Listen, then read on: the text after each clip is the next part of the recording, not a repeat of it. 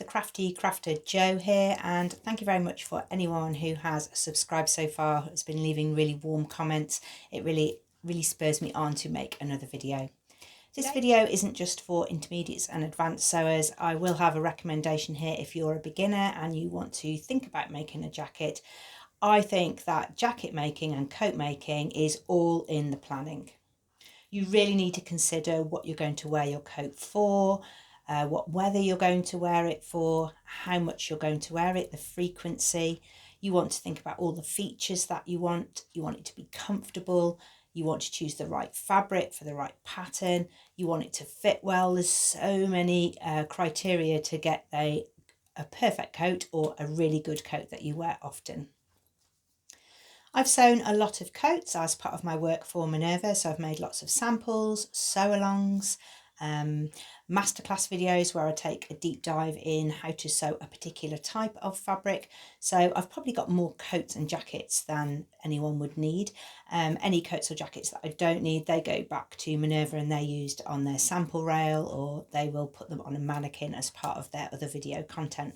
So nothing is wasted, but if you want to make something that you keep for yourself, then let's take a look at some of the things to consider. You might want to think about your skill level first. So think about if you want to just have a go at your first jacket, in which case you'll probably not line it. You'll make something like a little throw-on jacket for summer or spring. And when you've built up a few skills like the collar and how to make sure you don't get anything in bulky areas where seams intersect, then you might think about adding a lining. As soon as you add a lining to a jacket, you immediately take it to another level because you need to be a lot more accurate. You need your lining to work in harmony with your outer, and you need to make sure that your seam allowances are accurate so that one skin fits inside another skin.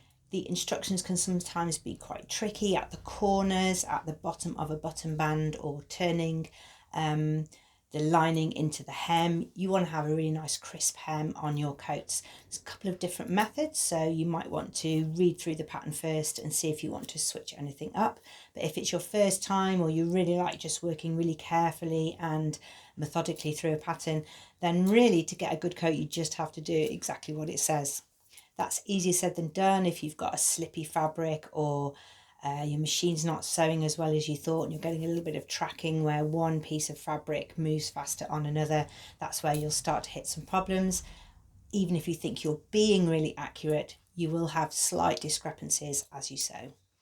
Planning is key. So I've got a sewing journal here. I don't plan everything in it, but if I've really got something mulling over in my mind, I'm trying to use up a particular type of fabric that I've bought, or I've got some pieces that need a little bit more thought and creativity, I use this book. So here I've got all the planning for my Capella coat, because this was I wanted this to be the outcome of everything I'd learned from making other coats. So I wanted to make sure that I didn't make any mistakes. And by mistakes, I mean the deciding and planning mistakes. Probably the best way to show this is for me to share you some of my own coat makes. They're not all perfect. They all have little things that I would like to change about them, but that's part of sewing. You make something and then you want to build on what you've learnt to your next project. I'll start by showing you my latest coat. So this was on my Make 9 grid, which is a goal grid of 9 garments to sew up in a year. You don't have to do it, it's just a nice guideline. Or if you're procrastinating, you can just pop on the grid and think, oh yeah, I haven't made that yet. And I made the Ada coat from Monstra Fabricant. And I spent a lot of time looking for this coat pattern.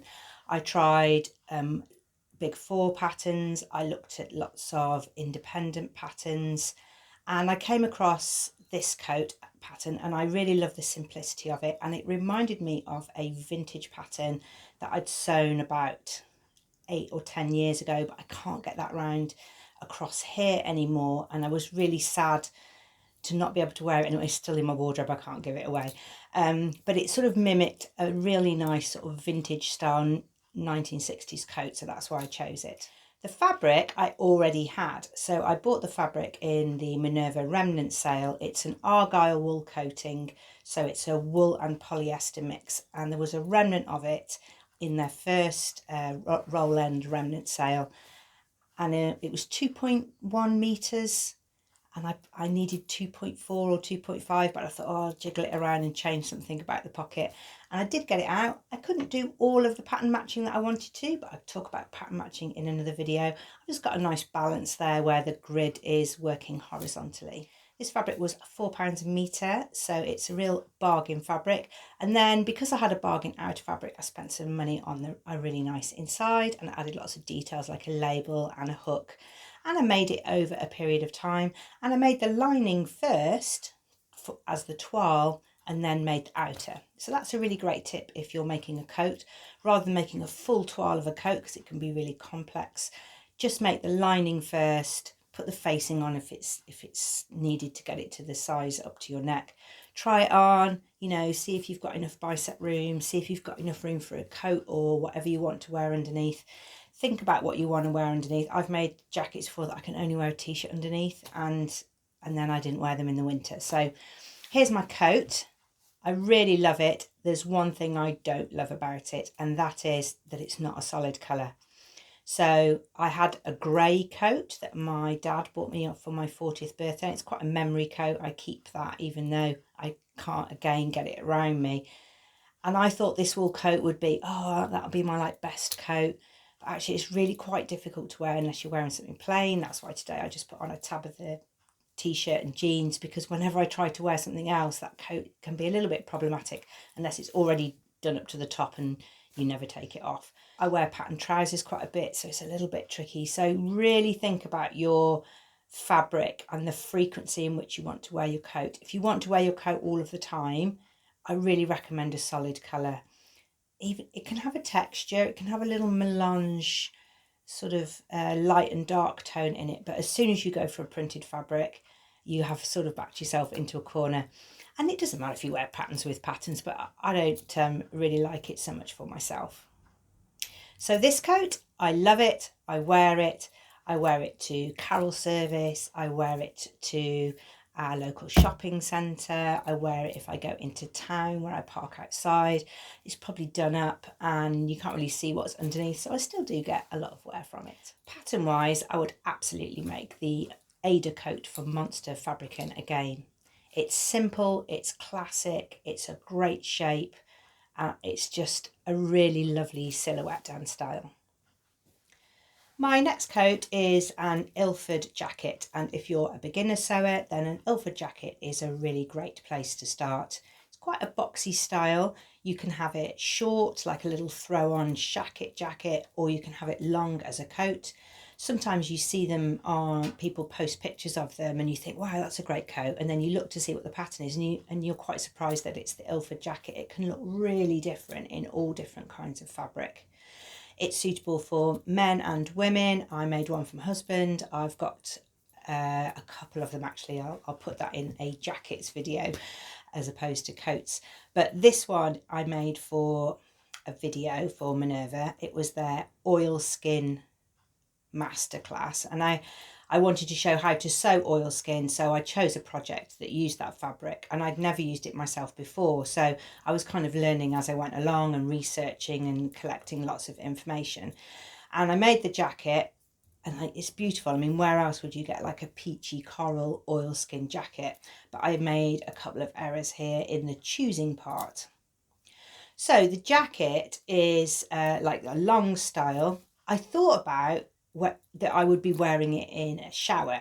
I was thinking about it being a waterproof coat. It was an oilskin fabric. That seemed like the right purpose fabric pairing. But then, so for that, I made flap pockets. I made the slanted pockets so I could put my hands in. The flap stops the water running into your coat. The collar was really nice and high. I put a fabric on the inside that I coated with an Oddy gel so that it would be waterproof.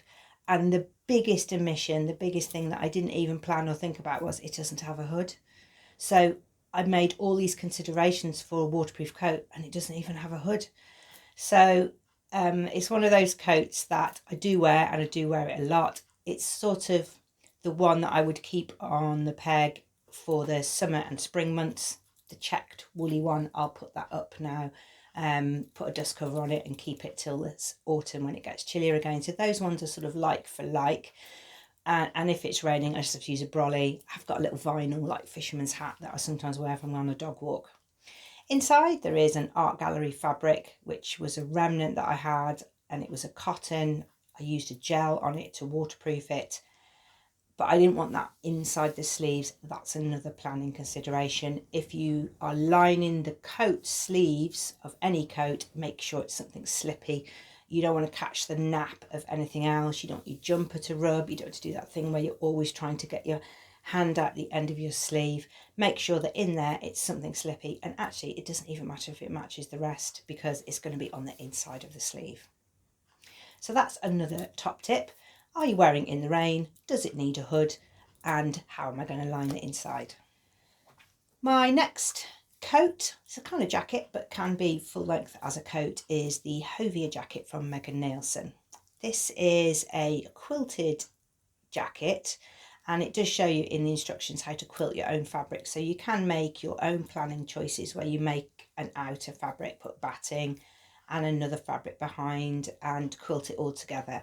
I have done that in the past. I've made one out of Minerva's pre-quilted fabric. That's quite a stiff fabric. It takes a bit of a while to soften up. I made one for my mum in that. I made a sample for the 25th birthday anniversary for Minerva. It was on one of the mannequins in the show. And all of those ones that I've made as samples, I never got one that fit me right, and it's because the pattern has a lot of ease. I mean, I normally cut a size 12 or 14, so the first one I cut a 14 to be on the safe side. It was too big. So then when I made the next one, I think I might have been doing a video on how to quilt your own fabric, I went down a size to a size 12. It was still too big. I made my mum one, it was size 12, that was fine for her.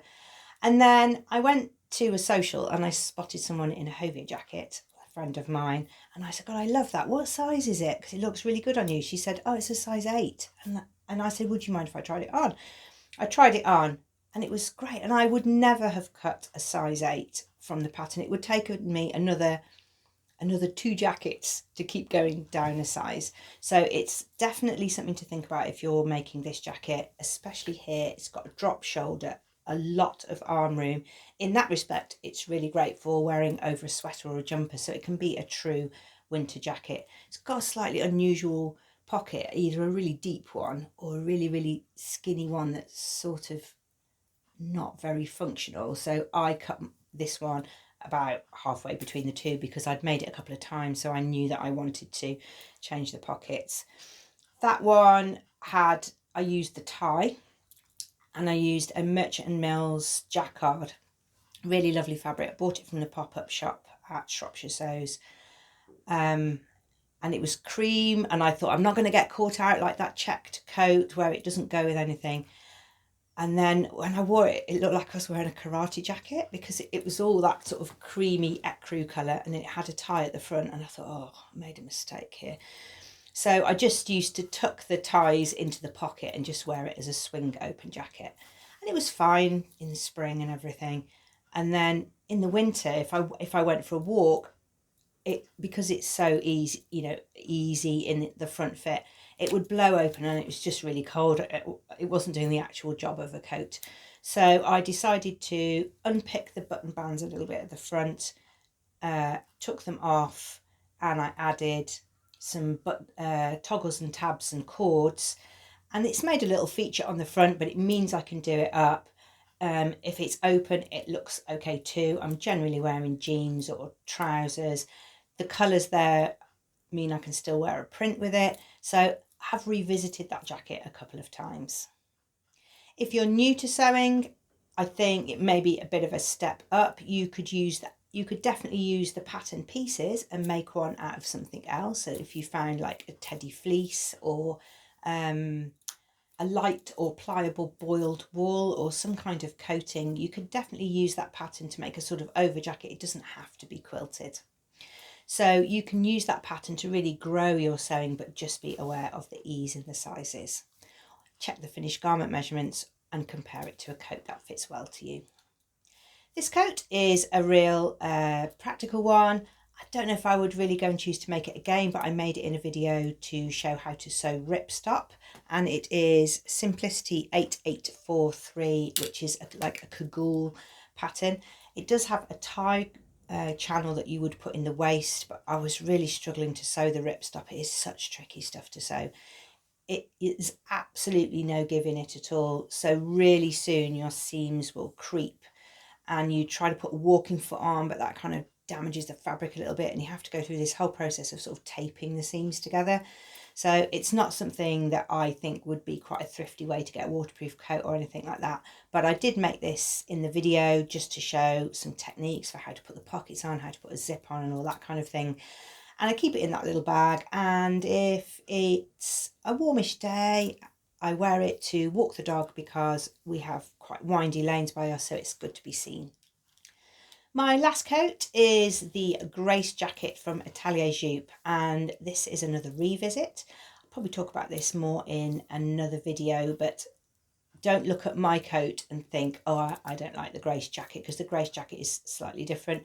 The body is the same, the pockets are the same, the sort of overall boxy fit of it is the same, but I made it in a soft shell. Again, I wanted that shower proofness. It's really windproof. It's got fleece on the inside. I wanted a coat that I could pick up all of the time and not worry about the pattern, the fabric, is it waterproof, is it warm enough, all of that. I just wanted one coat because I was starting to collect too many coats, and of the 4 pegs in the house, and there's 4 of us, I had 2 of them. So I made this, but I did make some changes to the pocket. I did make some changes to the hood, and I also put a string in the bottom, but that's on the pattern because I didn't want the wind to go up. So I'll probably show you this one in a little more detail in another video, but I do love the pattern. I would make it again. I just need to plan if I need that coat. So I would definitely make it again if I needed a coat like that, is probably the best way to describe it. It would look really nice in a cotton gabardine, in a drill, in one of Minerva's exclusive prints, in their sort of denim twill. It would look great in that. So I think there's a lot of really good exploring to do here, but you would want to be sure that you wanted a spring coat or a summer throw-on coat. My last jacket has a slightly different vibe to all of my other coats because I made this Moto Cashmerette Moto jacket. It's called the Cashmerette Moto Canton jacket, and I made it for a sew along and had to make it over 3 parts because it was such a mammoth make. It took me like a week to make and video and cut all the video together to get everything in the right order, but it is a superb jacket. And it really made me feel like quite an advanced sewer. I worked really hard on making sure that all of the zips and the hardware all matched up. That took a long time to make sure I'd got the right colours in all the different parts. I had a really nice lining. I've got a white lining because when I sew for my videos, sometimes I need quite a contrast between the lining and the outer, so that if people are following along, they can see the right side and the wrong side, or which is the lining and the outer piece that I'm talking about. So that's why it's got a white lining. I just really like it. It's really edgy. I like to wear it if I'm going to the pub. I like to wear it if I'm going to a music gig. I wore it to see Mumford & Sons. I like it because if I put it on top of a dress, it changes a floral dress into something just a little bit more edgy with my boots maybe. I really like it. I don't wear it very often, but it is always there. It will never go out of fashion. I make sure that I look after it. I don't keep it in the sun so the shoulders get faded or dusty or anything, but it is a fantastic jacket for any kind of music gig, and I do a lot of that kind of thing in my spare time too. The other thing I like about the Moto jacket is it's navy blue. If I wanted to go and buy a leather jacket or a pleather jacket, it would probably be black, tan, or a kind of vintage rub down brown. It would be quite hard to go and find a navy one, so that's what I liked about being able to go through that whole process of making a jacket, is because it was something that would be really hard to wear, to find in ready to wear. So that might be one of your considerations when you're planning. Are you making something that you could just go and buy? Are you making it because you want the joy of making it? Or are you making it because you can't even get this anywhere else? And I would say that's the case for both my Moto jacket and my Ilford wax jacket, because you can't get a peachy coloured wax jacket anywhere, and it's hard to find a navy leather jacket. Thank you very much for tuning in again. I've been really warmed by the amount of people who followed and left comments. It really does mean a lot, and it's really great to share some of the other things that are going on in my sewing brain. My question today for comments is, have you made a fantastic coat decision? And if you have, I'd love to hear about it. You can share your pattern, what fabric you chose, and any kind of outcomes that you were trying to get, or any kind of desired things that you really like to see in a coat make. All of the patterns, some of the fabrics are from minerva.com. So if you'd like to use my affiliate code, that's StarsJo, you get 10% off their website and I get a small commission, and you're really welcome to use that code if you want to. I'd also love for you to click and subscribe, because the more people we can gather in a community, the more we can share our ideas and experiences in comments, and I can send out lots more tips and keep filming. I thought I could do coats in one take, but actually I've got another one called jackets that I need to make, because I have similar kinds of things with jackets, so I can share some patterns there too. Thank you very much for watching. I'll see you again soon.